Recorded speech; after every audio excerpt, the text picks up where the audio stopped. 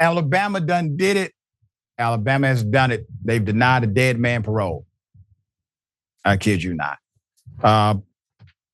Yeah, put it up full mass here. So per AHL.com, on a spring day last year, the Alabama Parole Board split over the fate of Fredrick Bishop. They were split. They were torn. They voted 2-1 to send him back to prison. But the board members missed the key detail in the case. You see, Bishop is dead. He was dead at the time they denied his parole. And one person was like, yeah, but I see promise in him. So I'm going to say yes. This is so sad on many levels. Bishop, who actually was 55 from Lineville, was serving 20 years in prison for 2008 robbery conviction. He came up for parole in March of 2023, and 2 out of the 3 members at the time denied his release. But Bishop had already died 10 days earlier while he was incarcerated at the Easterling Correctional Facility in Barber County. And that's where he was found unresponsive. Prison officials said he was taken to the prison's healthcare unit and later died. The cause of death has not been released. I got something to say about that in a moment. He was not actually set to appear in front of the board anyway. Prisoners in Alabama don't get to attend parole hearings where the board decides their fate in just minutes. In fact, Bishop's not the only prisoner to be ordered back to prison despite already being dead. Hearings are brief. Many prisoners lack representation, so no lawyer or family member even shows up to the hearing in downtown Montgomery. Those who do show up get just 2 minutes to speak. An inmate is reduced to pieces of paper, a list of check marks to grade their disciplinary record, severity of past offense, time served, and other factors. And in 2023, the parole board looked at those forms and rejected nearly all of them, blocking release of all but 8% of the prisoners. That's despite the board's own criteria showing about 80% who came up for parole were recommended to be released. That's despite a prison system at 168% capacity.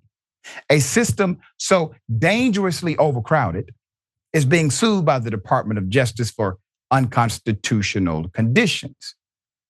Bishop's mother, Dorothy Jean Bishop, said what happened to her son was incomprehensible. Quote, "I can't believe that," said the 79-year-old. "But I believe it because they don't care." Fredrick Bishop died on February 27, 2023. His parole hearing was on March 9th. The day her son came up for parole, the board heard 22 cases. They granted just 1.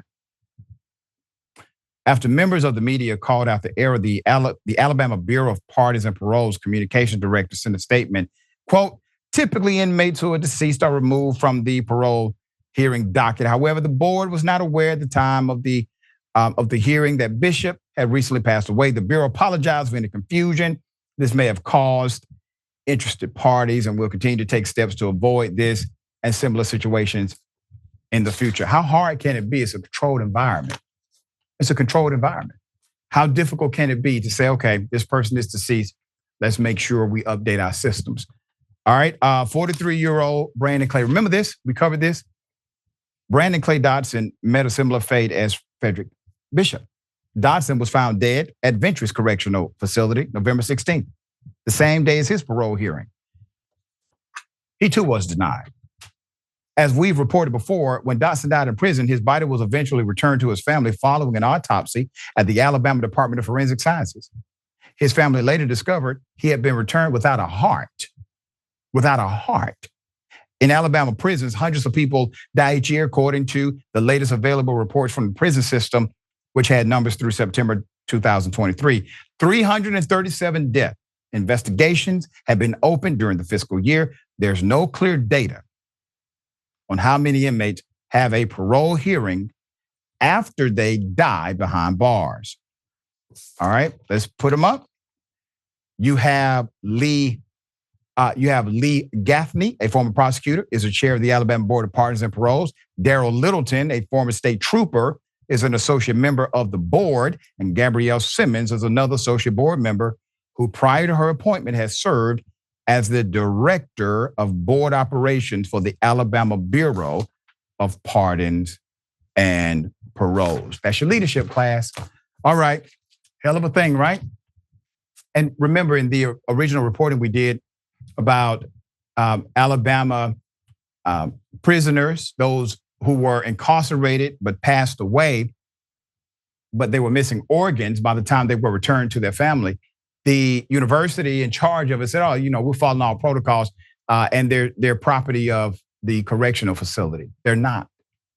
They're not. They're dead. The body returns to the family. So you mean to tell me that incarceration is a thing after the body's deceased? You can do whatever you choose to do with it. You don't own a human being. It's insanity in Alabama. Jackson, thoughts here? Sorry, I had it on mute. I mean, I think there's a lot that this represents and really points to. But to me, this really highlights how we got too many damn people in prison. Now, at the same time, we do have people in prison who need to be there, violent criminals, people who, can't keep their hands off people in certain types of ways, people who can't control themselves. But at the same time, this is a reflection of how lackadaisical everything is.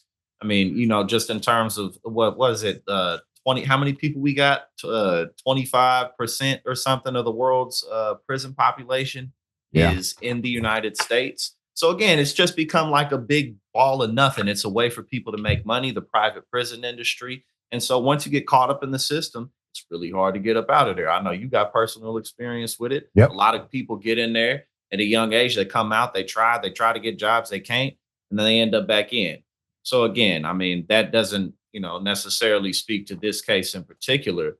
But for somebody to just, he's missing a heart, like you just happen to be missing a heart, or somebody getting denied for parole who isn't even alive. It's just like, how much care is there really for anybody in the system?